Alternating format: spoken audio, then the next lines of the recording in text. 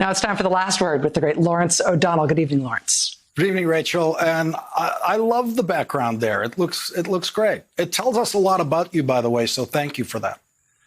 Well, I'm not trying to like leave clues or anything. I'm not very good at keeping house. So I don't really know where to put stuff. Well, you and I are very private people, relatively private people. And my mission, I've done a few shots from home, just a few.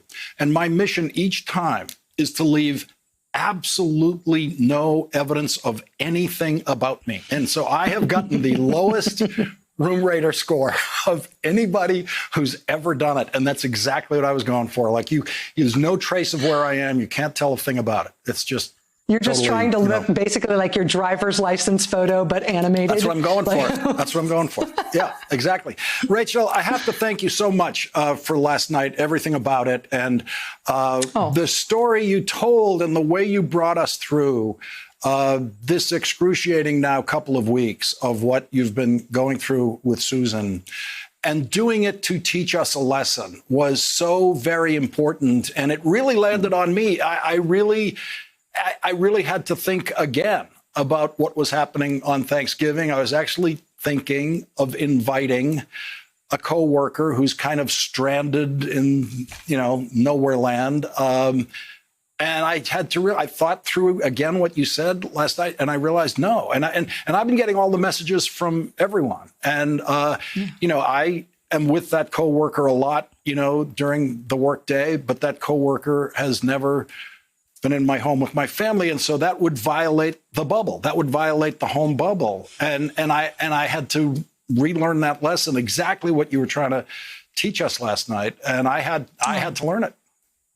Thank you for telling me that, Lawrence. I mean, I as you say, you and I are both private people, and it takes a lot to put.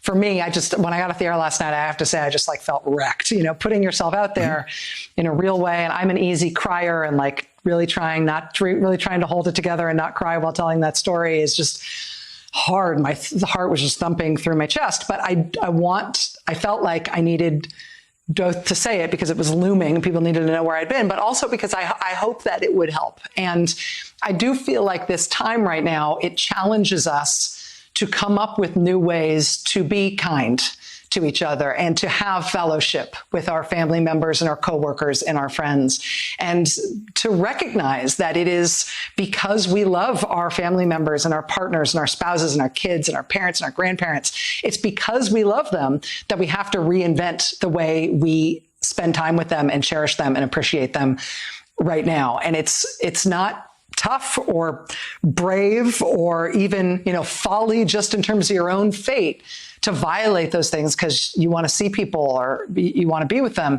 You're putting them at risk. And if you love them, you don't do it. You see some macho man walking down the street with his mask around his chin or in his hand or something. And what that guy is telling you is, I don't care if my wife gets this.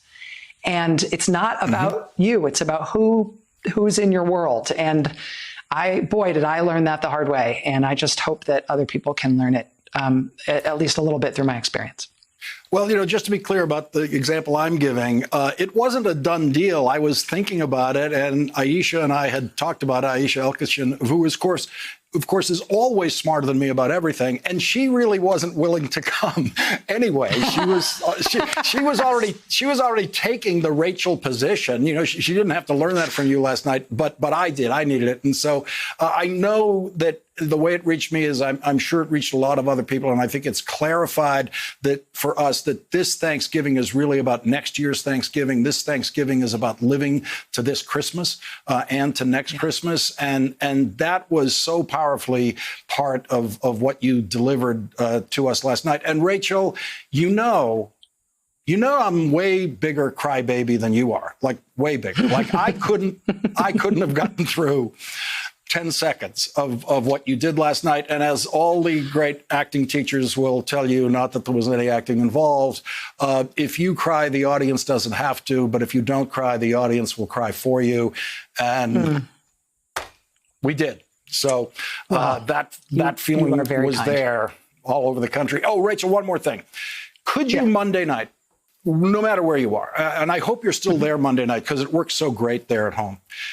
Could you do that technical difficulty thing one more time? Because that was the most exciting, the most exciting seconds of television I have ever watched. And the mastery with which you became your own floor manager, you just did about 7 jobs at once that I know about. And the wiring thing, which I had to learn recently too, I can watch that over and over again, and you're poised throughout the whole thing. And I, of course, am the worst manager of technical difficulties in the history of an anchor chair. What you did last night was just a thing of beauty. That was just exquisite. So in terms of trying to hold it together, part of that meant that I couldn't allow the train that I was on in terms of telling that story to be broken by anything. Like I couldn't acknowledge that I was having to stop anything doing, or I would have never gotten back the strength to tell the story because it was too upsetting. But also, like when you're alone, I've been alone for 2 weeks now. Like I am alone. There hasn't been anybody anywhere near me, less than 30 feet from me. And I think it's turned me into a person who's so comfortable talking to myself. That whole little chatter thing that I was doing is like, you just keep the camera running. I just got to go do this little thing over here. Here's the microphone. Got to do the IFB. Did it. It's possible that I just talk to myself like that all the time now, and I didn't notice. And so that's why it seemed like such easy patter, because I'm now an insane person who constantly talks to the walls. And Rachel, I think I could hear the screaming in the control room at home on my sofa. It was an amazing, you know what was happening in that room. It was fantastic. And that moment, when you said keep the camera on, I just thought, oh boy, keep that camera on. Rachel, please do it again. Just pick a random night, do it again. It was great. I will, I'll surprise you. I'll make it some other more exciting technical difficulty. I'll drop a light on myself or something, Lawrence. Okay.